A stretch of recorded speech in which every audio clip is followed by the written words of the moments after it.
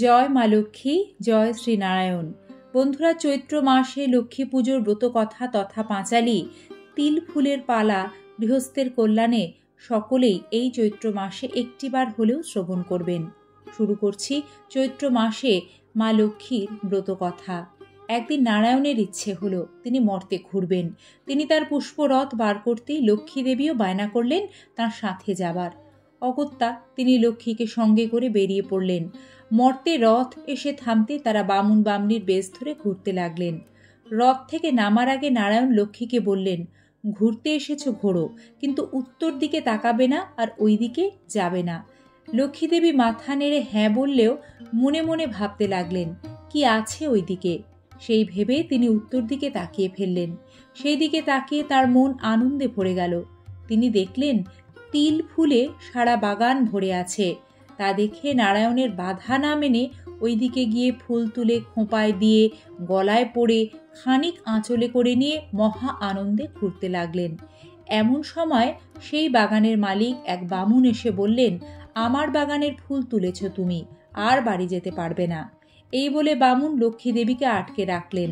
লক্ষ্মীর আসতে দেরি দেখে নারায়ণ এগিয়ে দেখেন তিনি যা ভেবেছিলেন তাই হলো। ফুল তোলার অপরাধে বাগানের মালিক লক্ষ্মীকে আটকে রেখেছে। নারায়ণ এগিয়ে তাকে জিজ্ঞেস করলেন।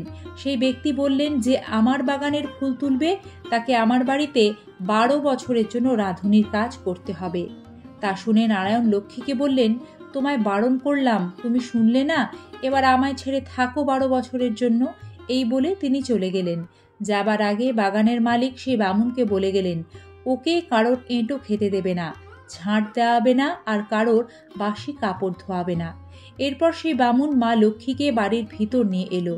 বামুনের বউ লক্ষ্মীকে দেখে বললেন, আমাদের নিজেদেরই দুবেলা ঠিক করে অন্ন জোটে না, তুমি একে আবার কোথা থেকে নিয়ে এলে? বামুনের বৌমারা সেখানেই দাঁড়িয়েছিল। বামুন তাদের সবাইকে বললেন, যদি আমাদের জোটে তাহলে ওরও ঠিক জুটে যাবে। তোমরা শুধু ওকে আদর যত্নে রেখো, তাহলেই হবে। বেলা হয়েছে দেখে লক্ষ্মী বললেন, তোমরা সবাই এমন বসে আছো কেন? যাও স্নান করে এসো। তা শুনে বামুনের বউ বললেন, তেল পাবো কোথায়? দেখছো না তেল না মেখে মাথা শুকনো জট হয়ে আছে। আমার ছেলেরা ভিক্ষা করে আসুক, তবে যা হয় দুটো রান্না চাপাবো। মা লক্ষ্মী বললেন, কেন, তোমার ঘরেই তো সব আছে। এই বলে রান্নাঘরে এনে দেখালেন শাড়ি দিয়ে সবকিছু সাজানো আছে।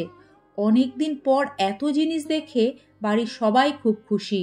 বামুনের বউ বৌমারা তাড়াতাড়ি রান্না চাপালেন, আর বামুনের বউ আগে যত্ন করে মা লক্ষ্মীকে খেতে দিলেন। তারা সবাই ভাবলেন এ নিশ্চয়ই কোনো দেবী। তারপর থেকে সবাই লক্ষ্মীর খুব যত্ন করতে লাগলেন। শুধু বামুনের মেজ বউ লক্ষ্মীকে দেখে রাগে গজগজ করত। সে তার এঁটো সব মা লক্ষ্মীকে খেতে দিত। মা লক্ষ্মীও সেটা জানেন। তিনি সব এঁটো নিয়ে ডালিম তলায় পুঁতে রাখতেন। এইভাবে 12 বছর কেটে গেল। অনেক দিন পর ভালো গঙ্গা স্নানের যোগ আসতে বামুনি লক্ষ্মীকে বললেন, চলো সবাই গঙ্গা স্নান করে আসি। শুনে লক্ষ্মী বললেন, আমার শরীর ভালো নেই, তোমরা যাও, তবে এই 5 কড়ি দিলাম, এই দিয়ে মা গঙ্গার পুজো দিও।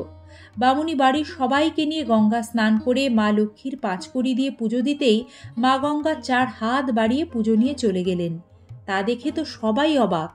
ওরা বুঝতে পারলেন উনি কোনো দেবী হবেন, তাই ক্ষমা চাওয়ার জন্য সবাই তাড়াতাড়ি বাড়ি এলেন।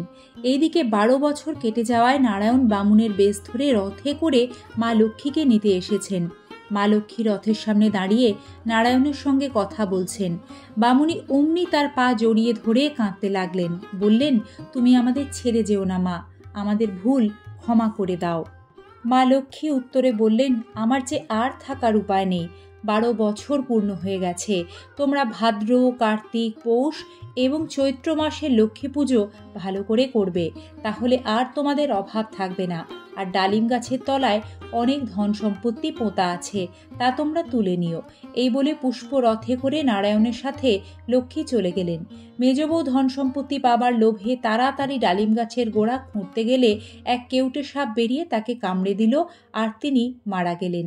বাড়ির অন্য সকলে ডালিম গাছের কাছে এসে মেজ বউ এই অবস্থা দেখে বললেন, এ লোভে শাস্তি পেয়েছে।